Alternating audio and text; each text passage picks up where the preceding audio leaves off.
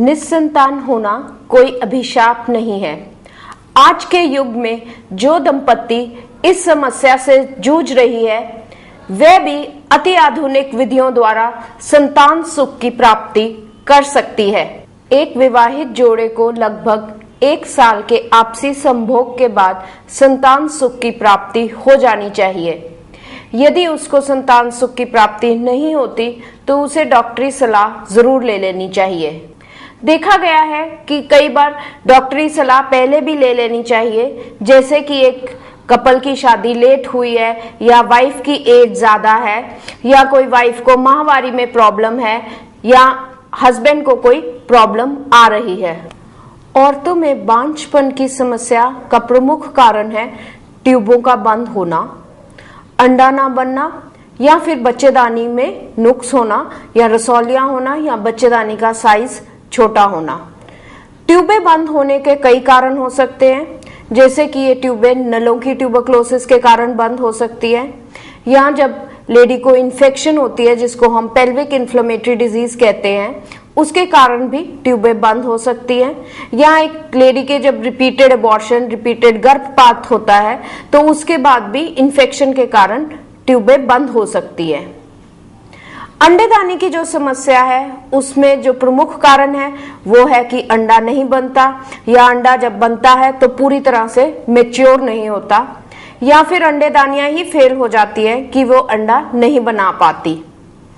दूसरा जो कारण है अंडेदानी का है वो है अंडेदानी में रसौलियां होना, जो कि खून की भी हो सकती है रसौली, जिसको हम एंडोमेट्रियोटिक सिस्ट बोलते हैं, या फिर पानी की रसौलियां होना। बच्चेदानी के जो कारण है जिसके कारण एक लेडी को बच्चा नहीं ठहर सकता, उसमें है फाइब्रॉइड्स, जिनको हम रसौलियां बोलते हैं।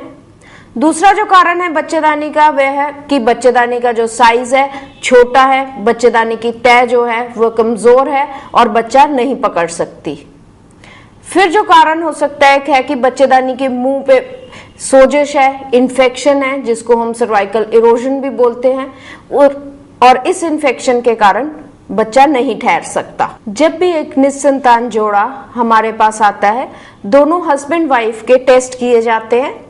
सबसे पहले जो आदमी के टेस्ट किए जाते हैं वो है सीमन एनालिसिस। इसमें देखा जाता है कि हस्बैंड के स्पर्म का काउंट क्या है, कितने स्पर्म्स हैं, क्या स्पर्म फंक्शन टेस्ट किए जाते हैं, कोई इन्फेक्शन तो नहीं, जिसको हम फिर सीमन कल्चर करते हैं।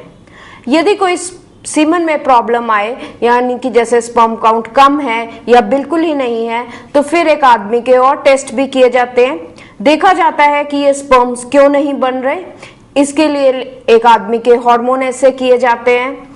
उसके बाद गोलियों की स्कैनिंग की जाती है और अंदर से भी पानी निकाल के देखा जाता है कि स्पर्म्स अंदर बन रहे हैं कि बिल्कुल ही नहीं, अंदर से भी स्पर्म्स बन नहीं रहे, और यानी कि कोई ब्लॉक है कि नहीं है।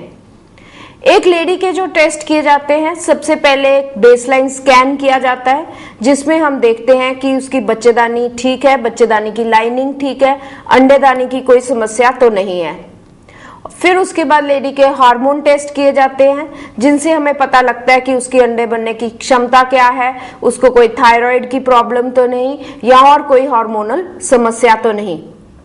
फिर लेडी की ट्यूब्स की जांच की जाती है। जो ट्यूब्स की जांच है वो 3 तरह से की जा सकती है। एक तो हम एक्सरे के जरिए कर सकते हैं, जिसको हम हिस्टेरोसाल्पिंगोग्राफी कहते हैं।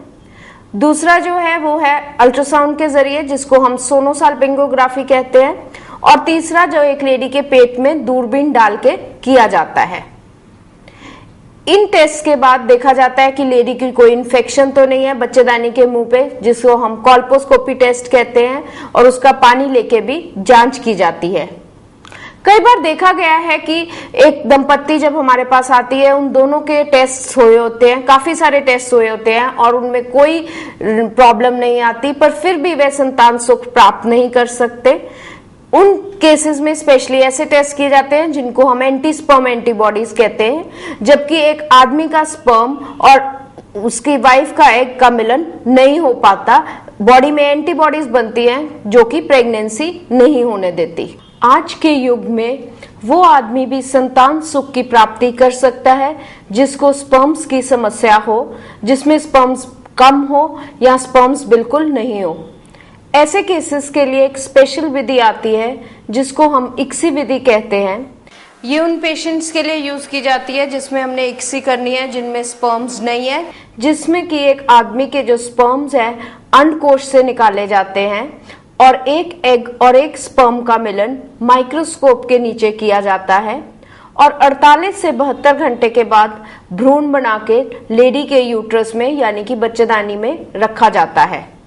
इस विधि को इक्सी विधि कहते हैं और इससे जिस आदमी के स्पर्म्स बहुत कम है या बिल्कुल ही नहीं बाहर आ रहे, जिसको हम ब्लॉकेट भी कहते हैं, वह भी अपने स्पर्म से संतान सुख की प्राप्ति कर सकता है। जब एक लेडी की ट्यूब्स बंद होती हैं तो एग और स्पर्म का मिलन नहीं हो सकता और प्रेगनेंसी नहीं होती।